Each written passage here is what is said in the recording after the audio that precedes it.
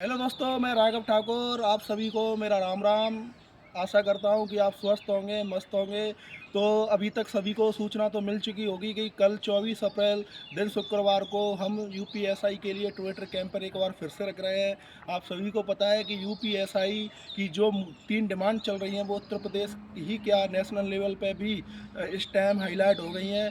तो हम ही इसी उद्देश्य से ट्विटर कैंपेन कर रहे हैं कि जो हमारा मामला लगातार हाईलाइट है, उत्तर प्रदेश के कोने कोने में प्रत्येक विधानसभा क्षेत्र में हाईलाइट बना हुआ है, तो उसको हमें हाईलाइट रखना है। बाकी हम ग्राउंड लेवल पे जो मेहनत कर रहे हैं पिछले 15 से 20 दिन से, और अपने अपने क्षेत्र के जनप्रतिनिधियों को ज्ञापन कार्यक्रम जो चल रहा है उसमें अभी तक हम 150 से 200 जनप्रतिनिधियों तक ज्ञापन दे चुके हैं। और एक हमारा स्पीड पोस्ट भी चल रहा है जो यूपीएसआई परीक्षार्थी सर्विस में होने की वजह से या अन्य कारणों से अपने ज़िलों या अपने स्टेट से बाहर हैं, वो स्पीड पोस्ट के माध्यम से माननीय सीएम आवास के लिए ज्ञापन भेज रहे हैं, जिसमें अभी तक की डेटा के अनुसार 2300 से ज़्यादा हम ज्ञापन भेज चुके हैं। तो दोस्तों, वो ज़मीनी स्तर का जो हमारा कार्यक्रम चल रहा है वो हमारे लिए बहुत ही महत्वपूर्ण है, क्योंकि एक जनप्रतिनिधि माननीय सीएम से सीधा जुड़ा होता है।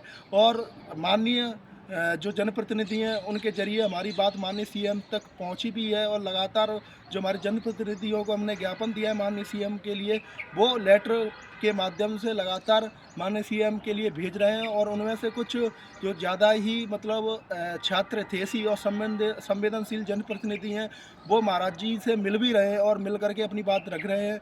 तो मैं सभी साथियों से कहना चाहता हूं कि आप बिना किसी के बहकावे में आए, अपनी जिम्मेदारी को समझते हुए अपने अपने जनप्रतिनिधियों को ज्ञापन जाके दें अपने अपने क्षेत्र में।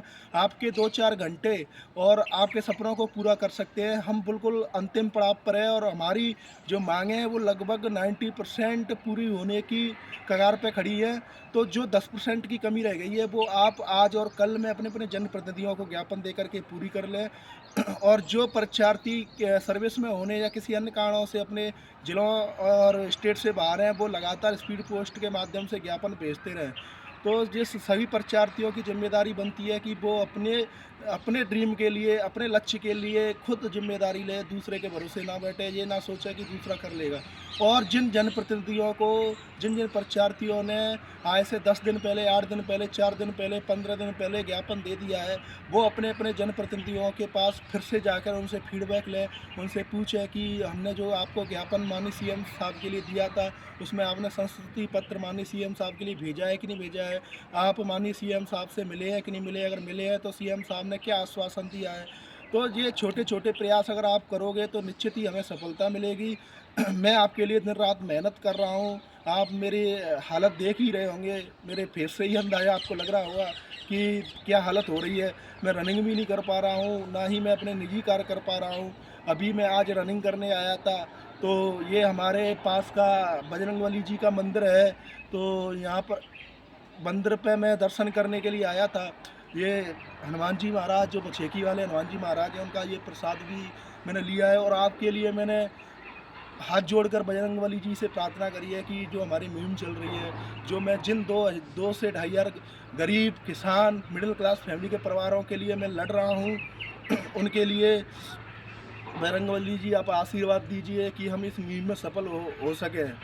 तो और मैं सभी अध्यापकों से अंतिम में यही कहना चाहता हूं कि आप कल के ट्विटर कैंपेन के लिए आपसे हाथ जोड़ कर रिक्वेस्ट है कि आप छात्र हितों को ध्यान में रखते हुए, अपनी जिम्मेदारी को स्वयं समझते हुए, क्योंकि ये आपका दायित्व है, आपको इसके लिए निवेदन या निमंत्रण की ज़रूरत नहीं पड़नी चाहिए। आप अपनी जिम्मेदारी को समझते हुए सभी अपने अपने प्लेटफॉर्म से ट्विटर कैंपेन के लिए एक वीडियो बना दें 8 से 10 मिनट की, शॉर्ट बना करके अपनी जिम्मेदारी को यूँ ही ख़त्म मत करिए।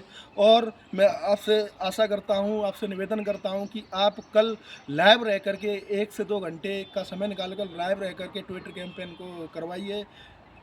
और जो लास्ट में मैं उन परीक्षार्थियों से भी कहना चाहता हूँ कि जो लखनऊ में प्रॉपर रहते हैं और गोरखपुर के आसपास के हैं, क्योंकि माननीय सीएम साहब लखनऊ और गोरखपुर दोनों जगह जनता दरबार लगाते हैं।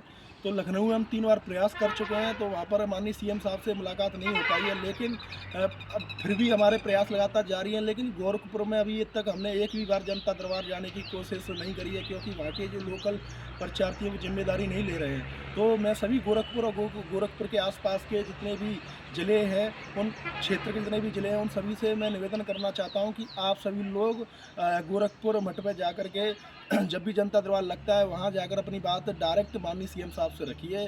और मैं उम्मीद करता हूँ, आशा करता हूँ कि सरकार बिल्कुल पॉजिटिव है। वो चाह रही है कि छात्र एकजुट हो जाए, एक मंच पे आ जाए। वो एज ए वोट बैंक जब आप नहीं लगोगे, आपकी एकजुटता सरकार को नहीं दिखेगी, तब तक सरकार आपको सीरियस नहीं लेगी।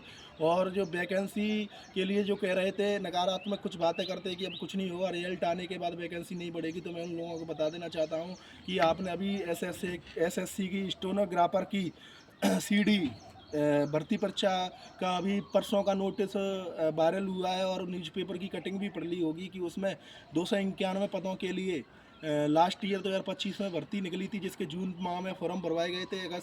अगस्त में उसकी परीक्षा हुई थी, और नवंबर में उसका रिजल्ट आ गया था, और जनवरी में स्किल टेस्ट भी हो गया था। उस बिल्कुल फाइनल चरण में थी वो भर्ती, पूरी होने वाली थी, और उसके पद 291 से बढ़ाकर 1715 कर दिए हैं। लगभग 14 से 54 पद बढ़ाए गए हैं। तो आप अंदाजा लगा लो, 5.5 गुना पद बढ़ा दिए एसएससी ने। अब एसएससी कोई पाकिस्तान का बोर्ड तो है नहीं, वो भी हिंदुस्तान का ही बोर्ड है। और ये यूपीपी आरपीबी को, ये भी कोई बाहर का बोर्ड नहीं है, ये भी हिंदुस्तान का है, उत्तर प्रदेश का बोर्ड है। तो जब एसएससी बिल्कुल भर्ती क्लियर होने के बाद भी 5.5 गुना लगभग वैकेंसी बढ़ा सकती है, तो यूपीपी आरपीबी क्यों नहीं बढ़ा सकता है। उत्तर प्रदेश सरकार आदेश दे तो यूपीपी आरपीबी को भी सीटें बढ़ानी होगी।